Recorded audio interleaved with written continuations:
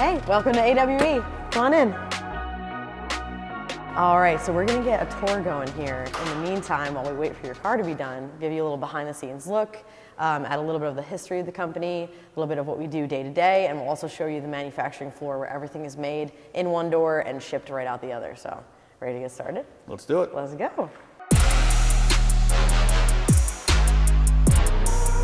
So if we can, once they're done having the meeting, we'll get in the conference room for a little bit because that's where we keep a lot of the memorabilia. Jesse's in there too. We have the first ever sign. We have the door for the barn, which is essentially where this company started, which I think is really great because like starting from grassroots like that, being American made, that really gets me. So I like to show it off a little bit as well. Right here we have our marketing department. We do all of our marketing in-house. This is also where, when we're making a new product, where it will start. Brandon starts with all the research. We look at what's stock, what's already out there. If we can make it better or cooler, then we go ahead and send it down to the engineering guys. So all of our cool shoots happen here, all of our in-house videos, all of our in-house marketing. Josh is our marketing manager back there doing his thing. We also have some of our amazing sales and customer support team here. We got Sky and Holly. If you're looking to buy something cool or if you're having an issue and you need to run it by us, those guys are gonna help out. They're awesome, I love them. This is the rest of our sales team sits in here. They're in other parts of the world and country, but when they are in the office, they chill in here. They like their little cube because they don't like hanging out with us. I'm just kidding. And then here is our engineering and R&D. We are hitting lunchtime, so it's not very crowded back here, but once we get a product we know we want to make, we kick it back here to these guys. They use the Faro arm, which is that machine right there, to sort of measure underneath a completely stock car, completely stock version. That way we can get a good idea of what the exhaust path wants to take, and that's usually the jumping off point there with our engineering team. So once they get a good idea of what they're working with, we head out to the fun part of the manufacturing floor. All right, glasses on. So we have a little bit of R&D going on back here. Once we have that exhaust path that I was saying before, we'll get a car in here, again, completely stock, check it out, start making the first article system, and actually start designing it underneath the car. And we will take as many options as we need to take, as many iterations as we need to take to get it perfect. Some cars we can knock it out quickly. Some cars with like the Mark 8 GTI, it was like 12 different systems, so we got it right. But we actually have a GR86 on the lift right now. Everyone will be excited to know that is in final stages of R&D. We get asked that a lot, so by the time everyone sees your video, we're going to be very close to releasing that. And then we got our engineering team here, putting some time in on your car. System's installed, they're just putting the bumper back on, making sure everything looks kosher, and that nice wing as well. They're awesome, I love those guys. So once the product comes back here, it goes through all the prototyping, final prototyping. Once we're sure of how the design's going to be, it goes into the dyno. So everything that we make needs to make power, needs to have a performance gain, or we don't make it.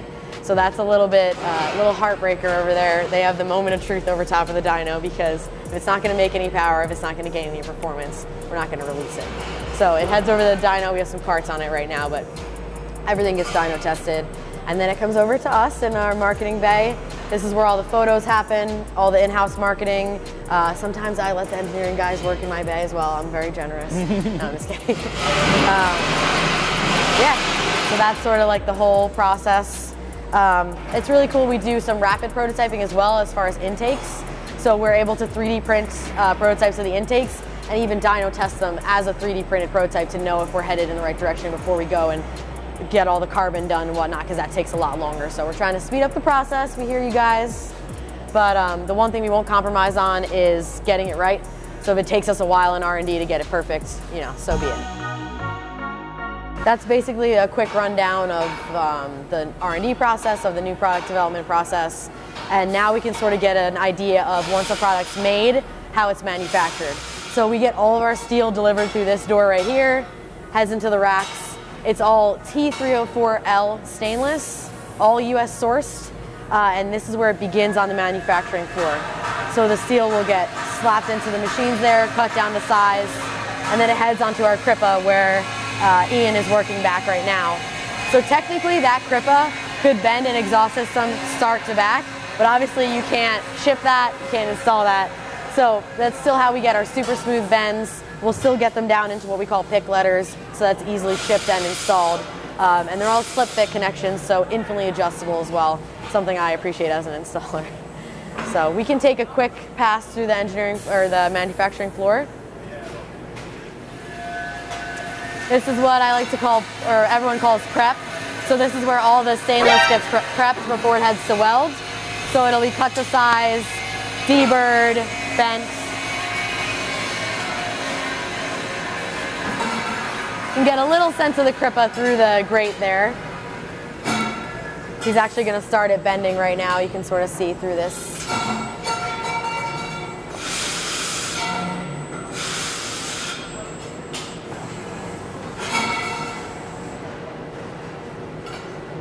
This is where everything's expanded. The slots are cut for the slip fit, and then it'll hang out here on the carts until it heads to weld.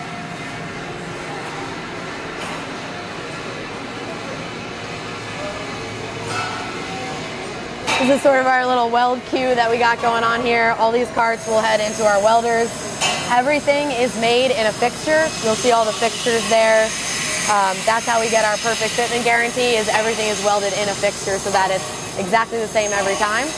So the welders will grab a cart with a fixture on it, head into their weld booth, knock it out. They're awesome, I love them. So much respect for those guys. We can take a little better look at some of our other machines back here.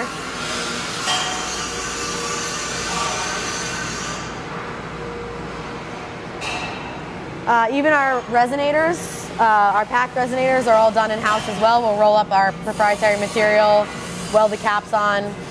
We do almost every single thing in-house, so that's great and I love it. This is our robot Abby.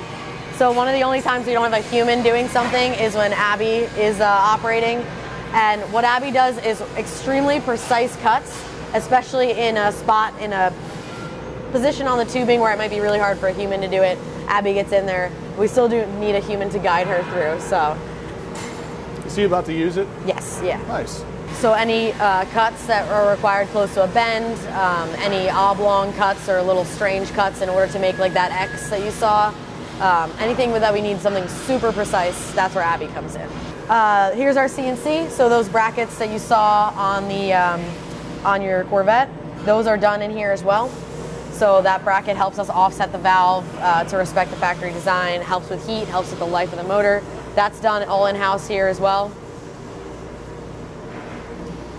And then last but not least, this is our etching machine. So all of our logos, in order to tell if it's a true AWE system, it'll have a plaque on it.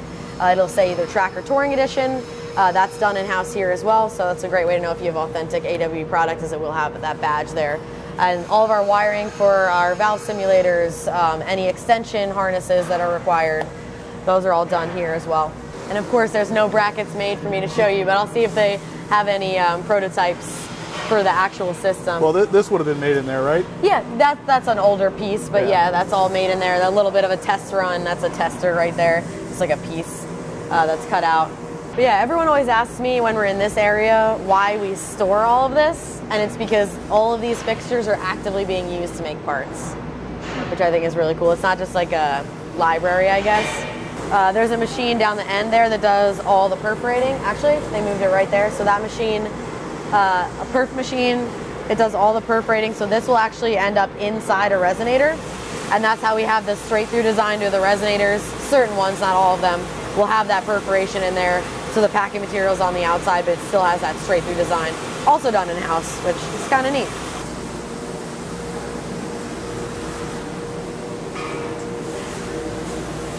Each welder has their own booth that they get to work in.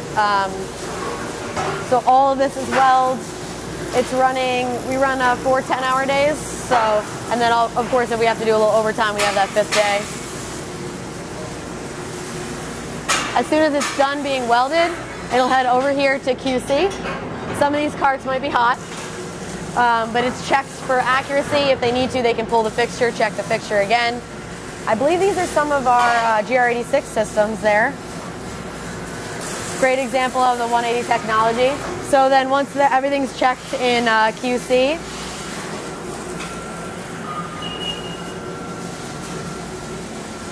temporarily it hangs out on the shelves until it's picked and packed. So they sort of make systems in batches. So they'll do a couple different pick letters in order to be efficient. So some of them are for orders that need to go out right away, and some are to just hang out. But from there, all of the pieces are picked. Intercoolers? Yeah, we do intercoolers, intakes. Not as much as we do exhaust. That's obviously what we're known for, but we do other performance parts as well. So as soon as the pieces are on the shelf, we'll pick out the orders that need to go out today. So they'll all be picked based on the card, end up on the cart. Is another opportunity for us to take a look, make sure everything's looking good, make sure everything's proper. One more time before it goes out the door. All of our hardware is packed in here. Tips are packed in individual boxes to sort of help with shipping. And then once we're confident we have all the pieces, everything looks good, it heads into packing, which is a bit of a nightmare right now. We got a lot of systems going out the door. So after all the pieces are picked, they head into packing, where they get tucked in with all the great packing material. Label goes on the box gets closed up, and it heads out the door. So we did a huge horseshoe. The material comes in that door, it gets made, it gets packed, and it heads right out this door out to you guys. So it's kind of cool. It's all done in-house right here, which is one of my favorite parts. So yeah, a little bit of how a system goes through the production floor.